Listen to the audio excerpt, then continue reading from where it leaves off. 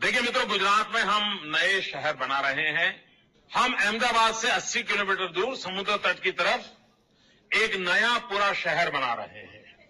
Dholera SIR Bharat ही नहीं, विश्व के नक्शे पर विकसित होने वाला ये सबसे बड़ा औद्योगिक केंद्र होने वाला है।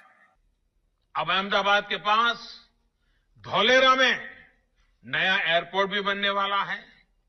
इस एयरपोर्ट को अहमदाबाद से कनेक्ट करने के लिए अहमदाबाद धोलेरा मोनोरेल को भी हाल में स्वीकृति दी जा चुकी है।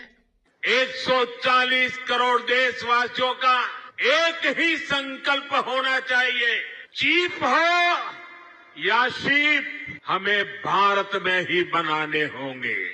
धोलेरा स्पेशल इन्वेस्टमेंट रीजन આજે આખી દુનિયામાં ચર્ચા છે। કોઈ પણ ઇન્વેસ્ટમેન્ટ આવે ને તેમ કે મારે ધોલેરા જવું છે। ખૂબ મોટી માત્રામાં નિવેશ આવવાનું છે ભાઈઓ।